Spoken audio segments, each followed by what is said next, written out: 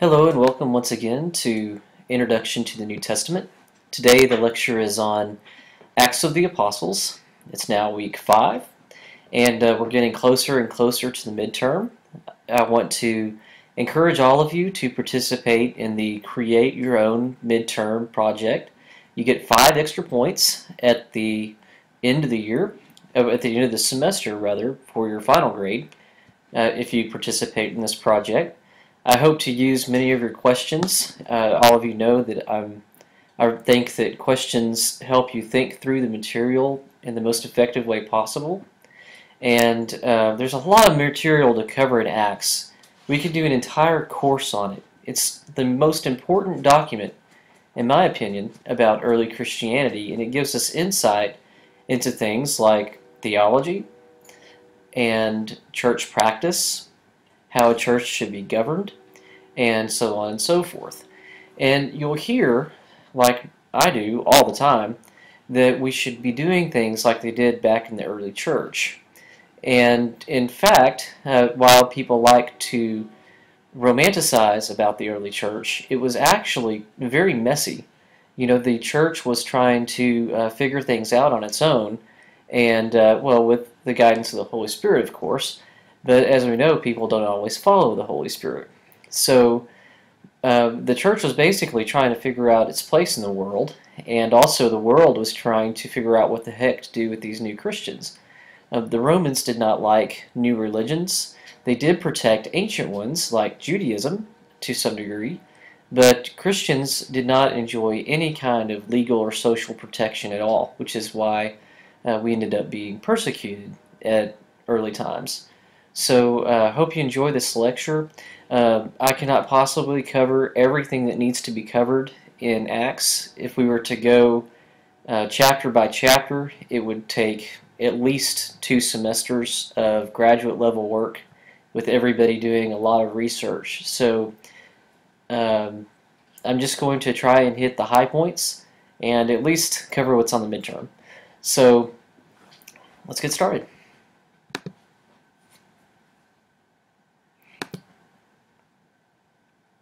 Oh, I missed the first slide.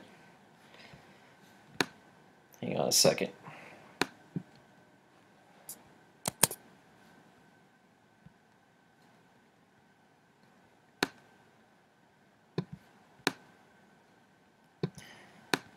This program is giving me fits all day.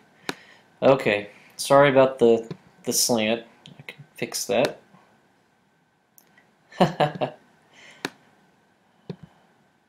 After such a good introduction, I don't want to start over.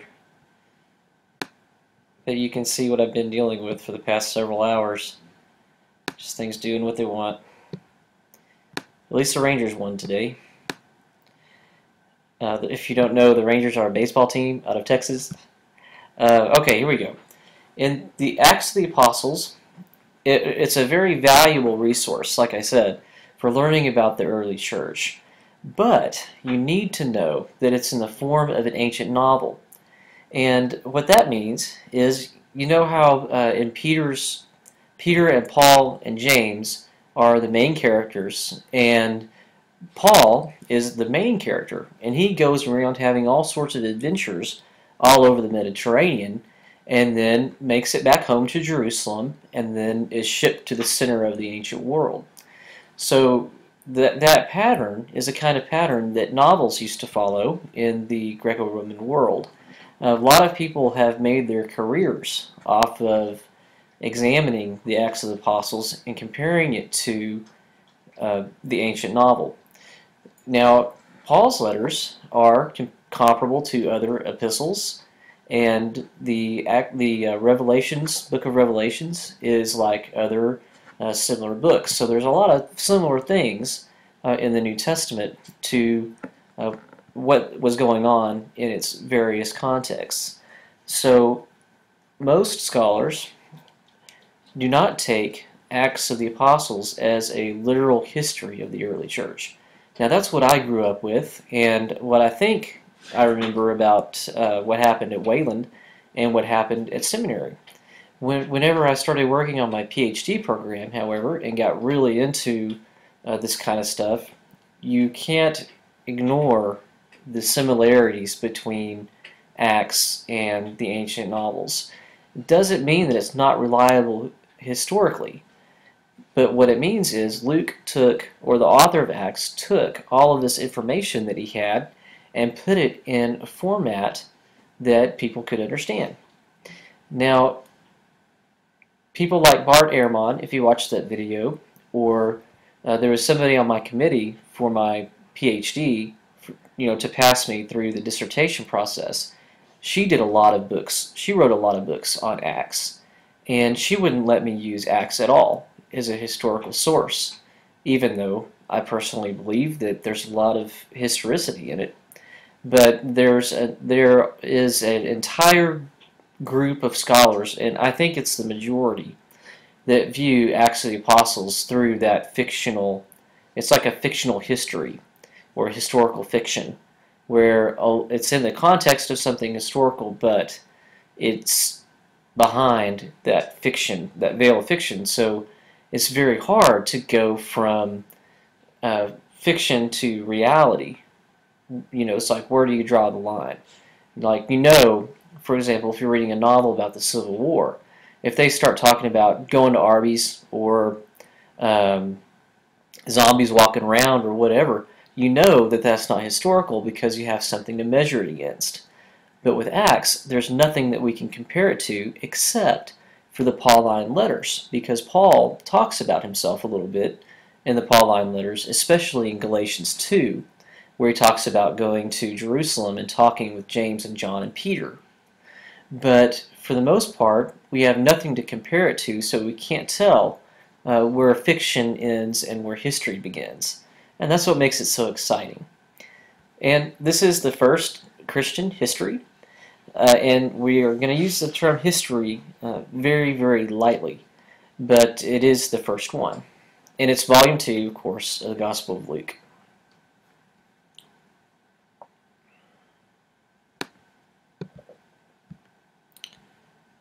Now we can go into slide 2. Now, Luke the historian. Now, the question that I asked was, just how reliable is this guy? He takes some things that we know are true, and he actually references the only thing that we know is true, historically speaking, and that is the proconsul of Gallio, which is one of the judges that Paul goes, Paul is imprisoned a couple of times and has to go before judges. And one of them was Gallio, who is Seneca the Younger's big brother. Now, Seneca the Younger wrote a whole lot of stuff too, but there's an inscription that proves Gallio was actually the proconsul in the city that Luke says he was, and he was there at the time Paul went through. And that is that one inscription is the single piece of historical evidence that scholars use to date everything related to Paul and everything in Acts. So it's very important that you know about the Gallio inscription, and I have a slide dedicated to that later in the lecture. So Luke proves himself sometimes as a reliable historian, but the structure is so distracting for scholars that it's almost impossible to take everything that he says as historical truth. But the really interesting thing and overwhelming thing for me is that there is a huge geographical area covered in Acts, and there are 32 countries, 54 cities, and 9 Mediterranean islands. Now, I don't know, I got those numbers from Metzger. I don't know how he came up with 32 countries, because those 32 countries, I don't know, are ancient, or they could be modern, today's countries where the borders are. So I don't know exactly what that number means, but I'm sure some of you will figure it out. It's dominated, as I said earlier, by Peter and Paul, and I would also say James, because James is the leader of the church in Jerusalem. Peter becomes associated with Rome, as you know, and Paul is associated with everybody else. And 95 persons are mentioned. Imagine if you had to go through and identify all 95 of these people and figure out exactly what their role is. It's kind of intuitive when you're reading it, but whenever you have to study it a little bit more carefully, it becomes a little overwhelming. Luke's interests. Now we know that historians always have an interest, and that's their bias. So what Luke is trying to do is what every Christian apologist tries to do after him, and that is convince his audience that Christianity is not a political threat. Now what that means is that he is trying to keep the church from being persecuted. The reason why Christians were persecuted is because they were perceived as a political threat. Example, the Romans thought or accused Christians of eating children, if you can believe that. Early Christian groups were sequestered and they were secretive with the gospel inside their cities because they were being persecuted all the time. And so Romans just made stuff up about them. And they said, for example, Jesus is a king. We worship Jesus, King of Kings, and that is a political threat because the Romans want to keep their control absolute. And Caesar is the only king, and they worshipped Caesar. So worshiping Jesus as another king, it gets some attention that you don't want in the ancient world. So Luke is trying to prove that the early Christians are not a political threat, and that's what every other Christian did after him, all the way to Constantine, who wrote letters or wrote information that the Romans could possibly get their hands on. Now, he also has an interest in proving and demonstrating that the Holy Spirit is involved in the founding of the church. He is establishing a mythology of the formation of the early church. And the center of that formation and the center of that myth is that the Holy Spirit is intimately involved, giving gifts, working miracles, and whenever you see a person speaking in tongues, you know that they're saved. So one of the centers of this book is the establishment of the church by the Holy Spirit. Now, the most important aspect of this gospel is proving that Paul is legitimate. Now, I can't remember exactly how they said this. I had a friend of mine do his dissertation on Acts, and almost all of it establishes Paul as the legitimate apostle. Because Paul didn't know Jesus. Everybody knew that he didn't know Jesus. Some people in Luke's audiences, and Luke tells them openly that Paul, as Saul, persecuted the early apostles. So Paul needs some legitimizing, or Luke thinks that Paul needs a legitimizing force. And what it is Luke demonstrating that Paul did everything he did with the blessing of the earliest apostles and the Holy Spirit. And of course, Jesus himself. Now, there are a lot of sermons in Acts, and you need to know what these sermons were generally about. Paul preaches a sermon at Miletus, and the cool thing about this sermon is it matches Paul's writings and his Gentile mission. Now, Paul's mission in life was to unify or keep unified. Excuse me. You guys make my nose itch. Excuse me. Paul's sermon at Miletus, like I said, it matches Paul's writings, and it emphasizes Paul's Gentile mission. And Paul's Gentile mission was basically to have Jews and Gentiles united under the common banner of God's grace. And it seems to me that Paul failed in that regard, because despite Christian claims that we are a continuation of the promises of the Old Testament and all the prophecies, the Jews didn't buy it, and they still don't buy it. So Christianity became a Gentile religion instead of a Jewish religion that accepted Gentiles, which is what Paul wanted. And then there's Paul's Areopagus address, which you should know is completely fabricated by Luke.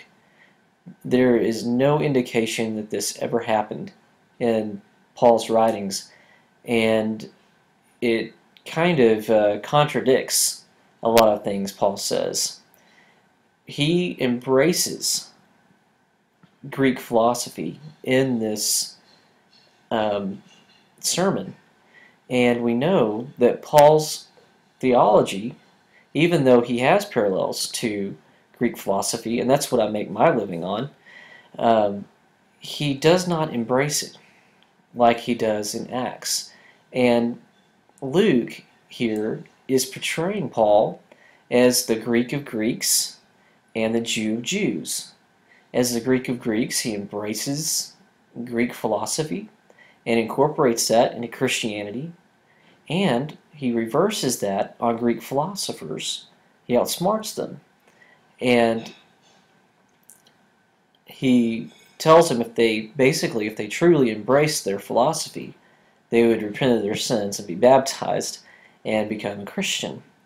So the entire episode is so unreal. You know, it's like the example earlier. It's like if somebody wrote a novel about the Civil War and you stopped at a Pizza Hut or an Arby's, or the character did, but way back in the Civil War period. So it's out of place, but I could keep going on about that, but I won't. Peter's speeches match his Jewish mission, and I always thought it's odd that the apostles stayed in Jerusalem, and Paul, who was not an original apostle, went all over the ancient world establishing churches, whereas it seems like, at least in the beginning, the apostles of Jesus didn't do anything. And then you see Stephen's sermon. Stephen is the first Christian martyr, which means he's the first person recorded who was sacrificed because of his Christian faith. A lot of people followed in his footsteps, unfortunately. Whoops. I guess I didn't get a close-up of this. It says the components of Peter and Paul's sermons. And here it says, these are the basic components. The promises of God made in the Old Testament days have now been fulfilled. Now they're trying to establish that Christianity is definitely a Jewish religion. And the Messiah, Jewish word, is Jesus of Nazareth. And all who hear this message should repent and be baptized. And that, ladies and gentlemen, is the heart of the gospel. Now, Jesus of Nazareth, Messiah. This is the argument here, and it looks like it borked my slide. Everything's on one goop, but we can read this together, and it's in the notes. So I'm going to go forward with this. He went along. This is Jesus.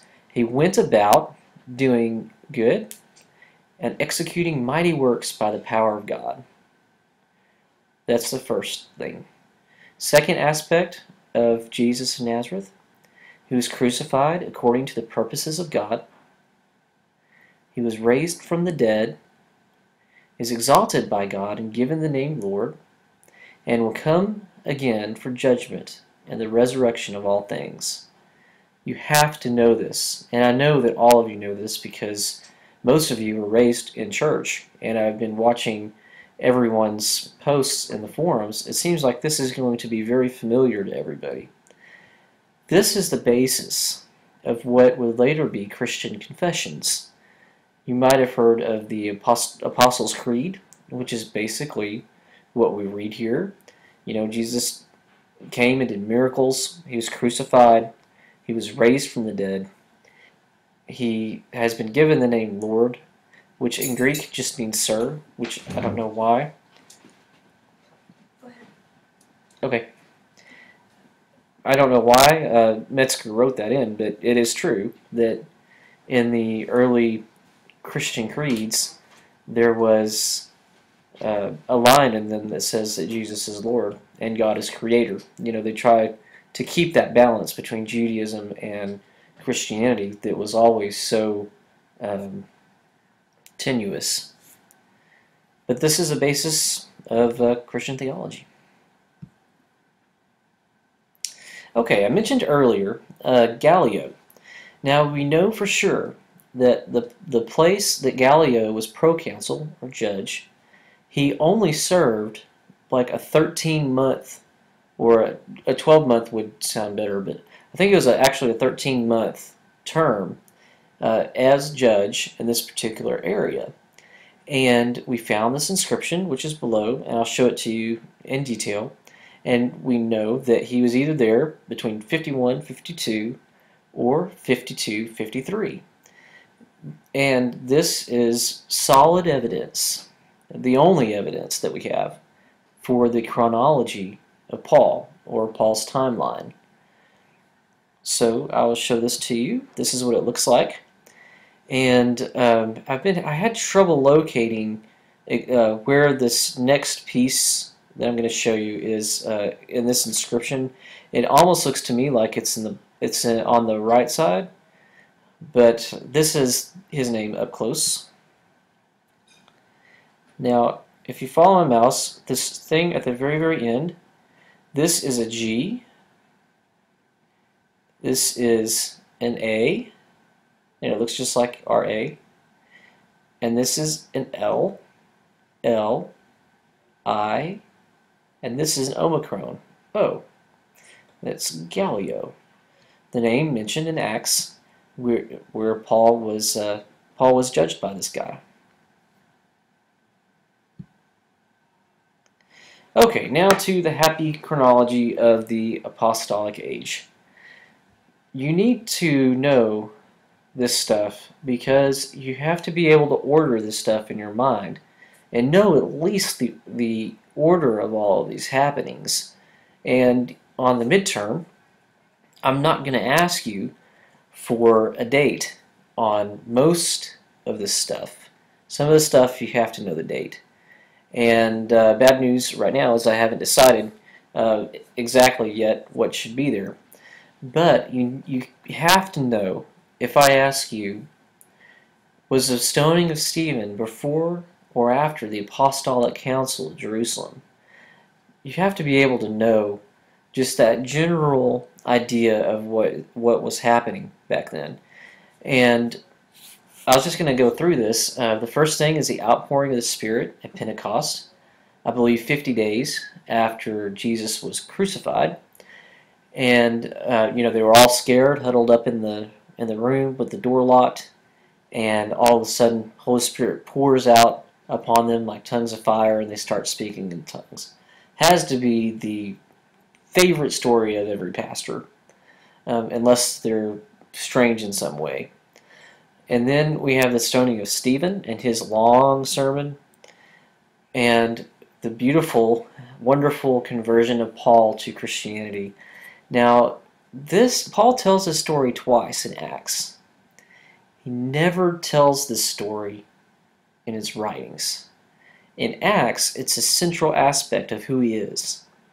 In his writings, he talks about his conversion being late, but he never talks about being blinded on the road to Damascus. So, is it or is it not made up by Luke? I don't know. But you do need to know that it's not a big deal in Paul's writings and it's not mentioned. So, that's that. And then, I'll say one more thing. I really, really love the story of Paul's conversion. And even rhetorically in Acts, it is just written so exquisitely. He's blinded and told where to go. None of his companions don't hear anything, but they go along with him, going to be healed by Ananias. Just a fantastic story. Most of us are not converted like that. Paul saw his light, was blinded, and said, "Who are you, Lord?" immediately converted and changed his life. Most of us have a very slow, drawn-out conversion where we struggle to believe in the doctrines of Christianity or even believe in God. And it's nothing to, we can't compare ourselves to Paul in this regard. And then there's his first missionary journey. I call this the Adventures of Paul in the Mediterranean world because he just about visits every place that I know about in the ancient world. And that might not be saying a lot, but he visited a lot of cities. And he, going through and founding churches. You need to know for sure, and we'll visit this concept again. Paul goes to the synagogue and basically trolls for members of the new church out of the synagogue, but it's a very, very smart thing to do because people already knew about Judaism, and that's an important foundation for Christianity. And there were people in the church or in the synagogue who were Gentiles, but they weren't full participants. They were called God-fearers, and they're mentioned in Acts. What Paul did was he brought these Gentiles out of the church and allowed them to join the Christian church. Even though they were Gentiles and unclean, they didn't have to go through the entire process and keep the law of Moses. The God-fearers weren't allowed in the synagogues because of their diet. They didn't want to give up their, eating pork and eating meat sacrificed to idols, but they wanted to learn about God. So they would sit out, at the very, very back or outside, just outside the synagogue and listen to what was happening. So they show an interest in the things of, the foundation of Christianity. And some of them were very, very wealthy. So whenever they converted, they were able to, sorry about that, they were able to participate completely in the Jewish faith, the Christian faith. So that was just brilliant. He's always in the synagogue, teaching in the synagogue, and bringing people out into the Christian church. And then there's the Apostolic Council of Jerusalem, which will be on the midterm. It was about circumcision and the following of the law. Some people came from Jerusalem and harassed Paul in different cities that he was in, and said that he wasn't preaching the gospel correctly because Gentiles had to keep the Jewish law, and that includes the dietary law specifically, and circumcision. And Paul said, that doesn't make any sense because the Holy Spirit's been poured out on all of us, and we all enjoy the grace of God. We don't need to follow the law because the law didn't save you in the first place. So the original apostles met and had a council and discussed this. They actually apologized to Paul and Barnabas and tell them, yes, you have done what you needed to do, you did it correctly, but you need to abstain from eating of blood, which is in the law, abstain from animals that were strangled, and meat sacrificed to idols. That's 3 dietary requirements. And they had to abstain from sexual immorality. And Paul ignored all of these things. It didn't matter to him when he went down there, and it didn't matter to him when he left. So that's something that we need to remember about Paul, and we know this because of his letters, that if this thing happened like Luke said it happened, this council at Jerusalem, then Paul did not hold up his end of the bargain. Now, Paul's second missionary journey happens after the Council of Jerusalem. So you need to know that the first missionary journey happened, and he has to actually come back to Jerusalem, and he starts a second missionary journey. And then that's where Acts, I can't believe that. Okay, anyway, Paul's third missionary journey. Can't tell you much about that because I'm a little confused about the way that Metzger divided it up here. But then I will say that the third missionary journey, the reason why I'm confused is because the third missionary journey of Paul is up for debate. You know, a lot of scholars don't think that Paul took a third missionary journey. If he did, it was very short. So they divided up. How I grew up in scholarship is you have two missionary journeys, and some people think that there's a third one, and Metzger, I guess, is one of them. You need to know Paul was arrested in Jerusalem. His Christian friends did not want him to go, but he didn't listen to them. He wanted to go to Rome, and he thought that was the way to go. Now, a big component about this in the plot of Luke is that Paul was a Roman citizen, and he had certain rights. One of those rights was you can't beat a Roman citizen before he has a trial, which they did with him a couple of times. You can't, and you can appeal to Caesar. Now, whenever their intermarry judge, King Herod, whenever he heard Paul, as you know, Herod was the tetrarch. He's in control of the Jerusalem area for the Romans. Whenever he heard it, he said, I would have let this guy go.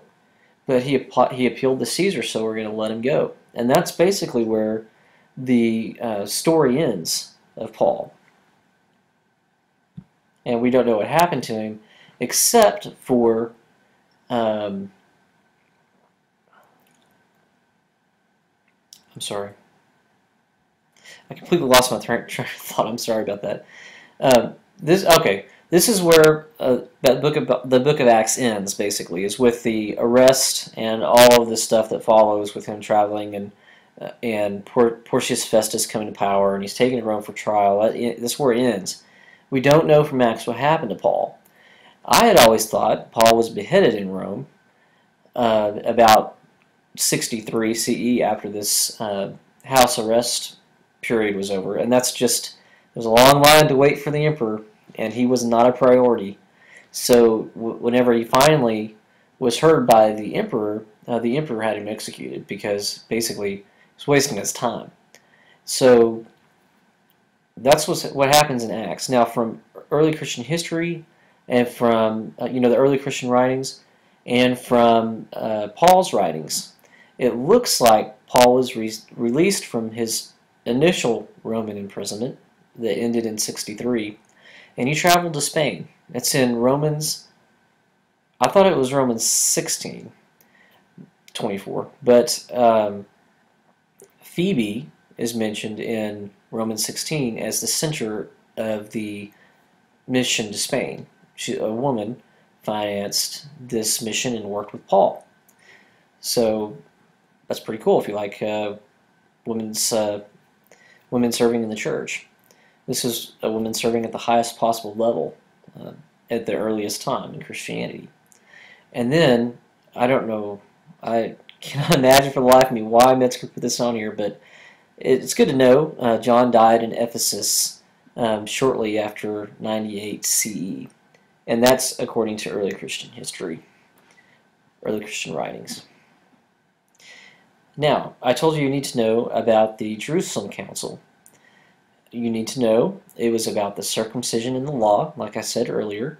The Jews from Jerusalem had gone out. They were called Judaizers in 1 Corinthians. And in Galatians, they come out and they say that Paul's not doing his job because he's not teaching that people need to be circumcised and follow the law of Moses. So they get together in Jerusalem, the original apostles do, because everybody knows who they are, and they're not like Paul, who persecuted the church earlier. And they said, you don't need to be circumcised, you don't need to keep the law, but you are to abstain from food sacrificed to idols, which is almost impossible unless you're a Jew and you know where a good kosher butcher shop is. You cannot eat blood, no rare steaks. I would not have made it as a Jew. or no medium rare either, because that has a little bit of blood. And from the meat of strangled animals, which was against the law of Moses, and from sexual immorality. And the only thing that seems to have latched on with Paul is sexual immorality. And it seems like that's the only thing people remember today, that the early apostles told us as Gentiles, this is what we need to do in order to be good Christians. We abstain from food sacrificed to idols. Now that's not an issue anymore. It used to be that almost everything in the market had been a sacrifice to some kind of idol. And you'll see in my lecture on Ephesus, there were deities everywhere in the ancient world. And almost every piece of meat was from a sacrifice. So I don't know how they did it, but the Jews found a way to keep this from happening. And also, you can't eat blood, and that's part of the Mosaic law. And strangled animals, of course, from the Mosaic law. Now, it's so critical to know that if Paul really knew about this, he completely ignored it. In 1 Corinthians, he gives people a choice whether to eat meat sacrificed to idols or not. And the Corinthians themselves were completely wild sexually, but Paul at least attempted to correct that. And seems to me like every Christian denomination today ignores this stuff. So it's in the Bible. Okay, that's the end of that part of the lecture. And I want to show you some other stuff because this wonderful Google Earth program, somebody who I love figured out, at least they guessed, where all of the ancient cities were that Paul went. I'm including in the lecture notes a document with links to all of these Google Earth programs that I'm going to show you, or they're actually called tours. And I'm going to go over here to the left and click on Paul's first missionary journey, and you can see all these little push pins are cities that Paul visited. And if you haven't visited Google Earth, you can double click on these things. And this is a topographical map back whenever Google Earth was brand new. And there is Cyprus. And I cannot see any archaeological digs here at this site, but you can explore in Google Earth all these wonderful things. And then Paul's shipwreck. I just double clicked on it. Look at that, isn't that beautiful? And you see this is his journey to Rome. And I think he was actually shipwrecked out here. Yeah, the ship with 276 people aboard wrecked off the shore of Malta, which is out here somewhere. So, and then Paul in Athens. I don't know why it's taking me way out here. Paul's third missionary journey. Woo!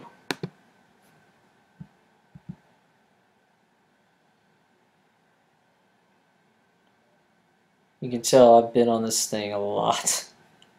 But these are all the cities that Paul visited. I would like it if they had, in one of these things, okay, third missionary journey shows up, second missionary journey. So,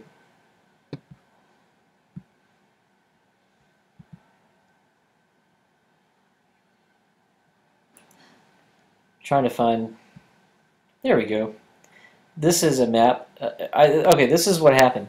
I want to caution you because some of this stuff is not accurate. And one of them is Ephesus. You know, they say Ephesus is down here. Well, really, it's up here somewhere. And I knew this because I had already found Ephesus.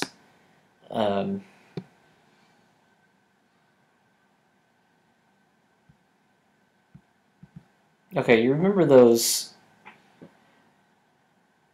houses in Ephesus that I showed you in the Ephesus lecture? This is an aerial view of Ephesus, and you know, a harbor road here, and you can see all of the lovely tourists.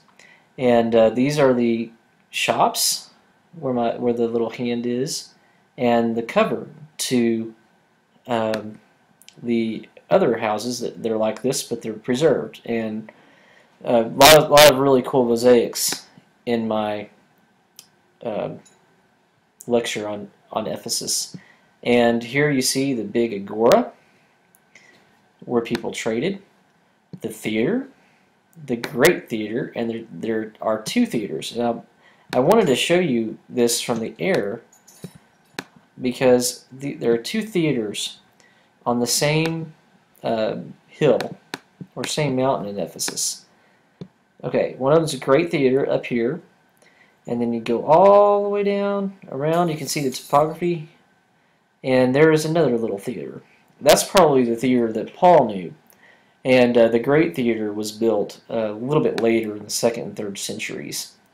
And you can see how well preserved this is, or a good. I think these are the baths of Varius. But you can mess around with this. I mess around with it way too much.